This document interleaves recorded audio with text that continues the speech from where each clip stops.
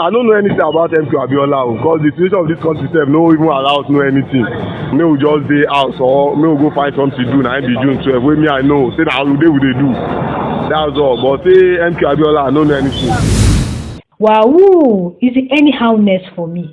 How can you say you don't know MKO Abiola? I mean, the MKO Abiola, the acclaimed winner of the June 12, 1993 presidential election. Wow, some people really need an education.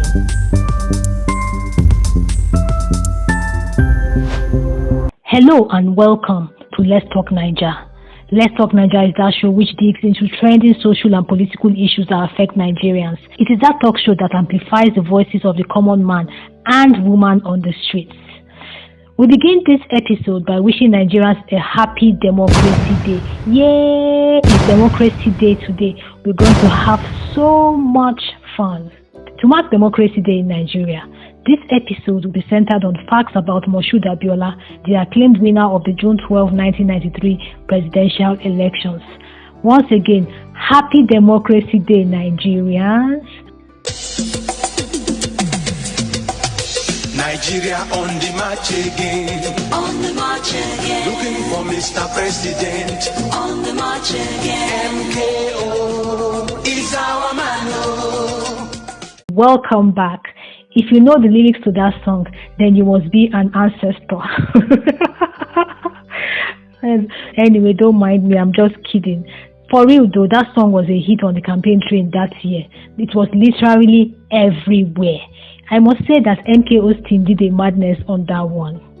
This is Let's Talk Naija, the show that amplifies the voices of the common man on the streets. Please like, share and subscribe to my channel. Now let's get down to the business of the day. On this day in 1993, Nigerians voted in an election many dubbed the freest and fairest in the history of the country.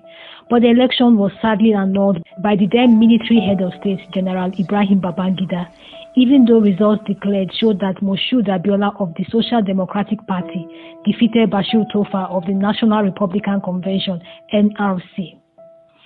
The protests that followed the annulment led to the resignation of Babangida, who handed over to an interim national government headed by Sir N.S. Shoneko, who was overthrown barely 3 months into his tenure by General Sani Abacha in a palace coup.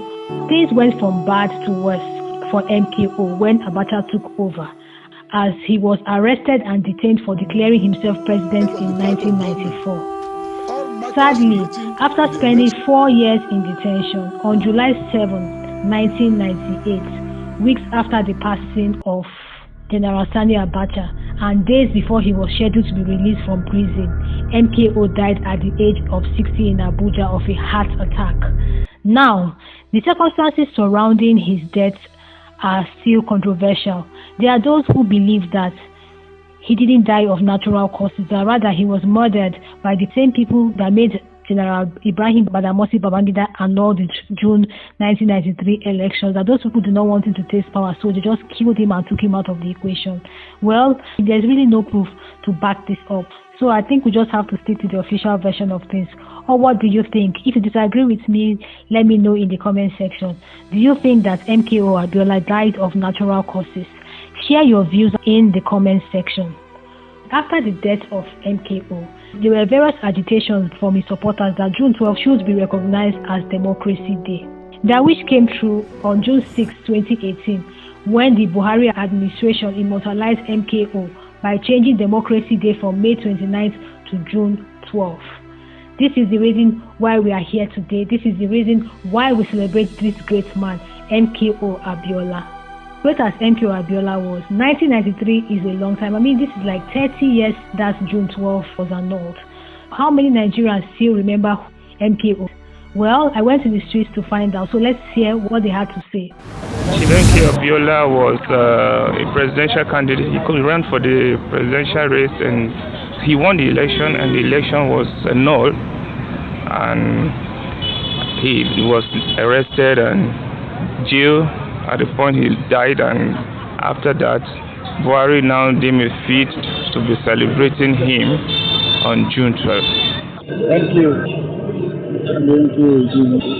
So, the governor Yeah, I love to do politics. But now about June12 now, I was democracy day. MKO Abiola. I be the first Tinubu who get before. Tinubu learn work from MKO Abiola now. MKO Abiola na game changer and Tinubu too na game changer. Now that's a big politics for Nigeria. Even when they don't give them power, it's not for they enjoy because Yoruba people will know them for enjoyment. Now show people, may they come through, may they show us the past the previous people from the northern region. Now I know that during the campaign, they were like MKO Abiola is a philanthropist. He helped people. He was very rich, and he won the election, but he was, I think, arrested, put in jail, and I think he died. So I think that was why Buhari said, let us shift this thing to so time, so I will celebrate this man. MKO Abiola, he was a business mogul in Lagos and in Nigeria who ventured into industry, publishing, airline, and several other establishments. And then he veered into politics at a time when he had made a mark in the educational sector, especially about 8 universities. He helped to build libraries for those 8 universities. That gave him some form of accolades in the educational sector. Nice. At least some people still remember MKO Abiola 30 years after. For those of you who don't remember him, here are some facts you need to know about MKO Abiola. Moshood Kashimawo Lawale Abiola was born on August 24, 1937 in Abeokuta, Ogun State. He was the 23rd child and the first of his father's children to survive infancy, hence the name Kashimawo, which means let us wait and see. MKO Abiola attended Baptist High School, Abeokuta, Ogun State, same as former head of state President Olusegun Obasanjo.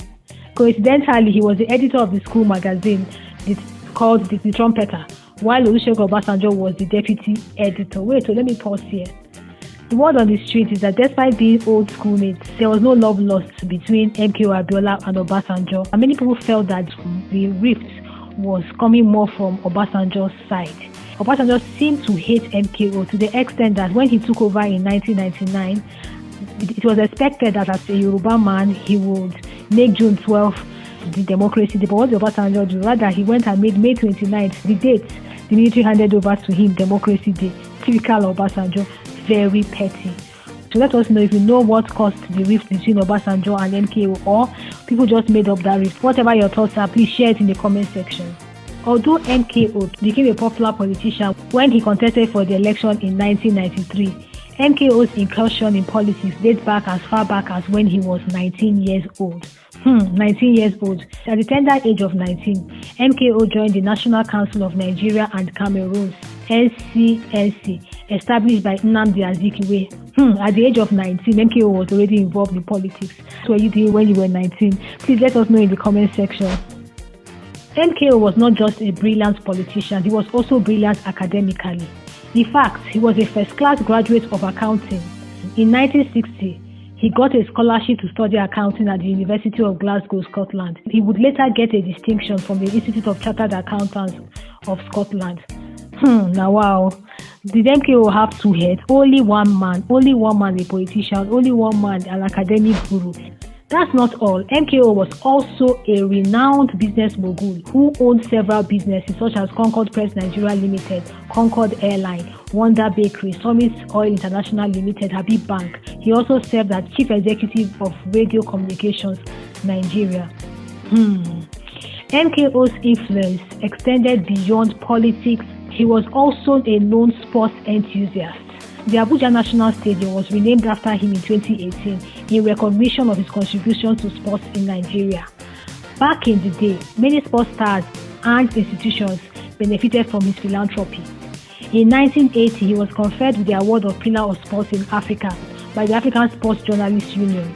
He entered into the Confederation of African Football Hall of Fame on January 11, 1992 in Dakar, Senegal. He was also the first Nigerian to own 3 football clubs, namely Concord FC Lagos, ITT Club Lagos, and Abiola Babes, which had stars like Rashid Ekini and Muda Lawal on their bill at one point. This is still Let's Talk Naija, the show which amplifies the voices of the masses. Please like, share, and subscribe. MKO was such a great man. He achieved so many feats that are too numerous to mention, and if we say let us keep talking about MKO's achievements, we'll not leave this place because he had so much achievements. What are your fondest memory of MKO Abiola? Let us know in the comment section. That is it for facts about Abiola. Don't say I didn't do anything for you. On a more serious note, as we mark Democracy Day today as a nation, I call on all Nigerian youth to emulate the life of MKO Abiola. He was by no means a perfect man, but he was a detribalized Nigerian who loved to do good deeds, and his good deeds extended beyond ethnic, religious affiliations. Every ethnic group, every religious group was touched by MKO Abiola, who, by the way, was a Muslim. And this translated into the votes he got in that presidential election. For the first time in a long while, Nigerians shunned ethnic and religious sentiments and voted for him despite the fact that he ran on a Muslim ticket. Yeah, right. Before Bat Shetima, there was MKO Abiola and Kingibe. At that time, Nigerians did not care. All they just wanted was a competent leader, and they felt that MKO was competent and prepared to lead. This calls for sober reflection at a time when ethnic tensions are at an all-time high. For a generation that prides itself as more progressive than the past, it's a thing of shame that the older generation were more tolerant than us. Stop the ethnic and religious hate. Let's work together as young people. All we are looking for is a Nigeria that works for all, regardless of tribal, religious sentiments. And we cannot achieve that Nigeria if we are divided. Well, it's at this point that we end this edition of Let's Talk Nigeria. Our focus this week has been on facts about MKO Abiola, the acclaimed winner of the June 12, 1993 presidential elections in Nigeria. Till next time when I come your way with another episode, I am Ihuoma Ukeje saying Happy Democracy Day, Nigerians. Celebrate responsibly.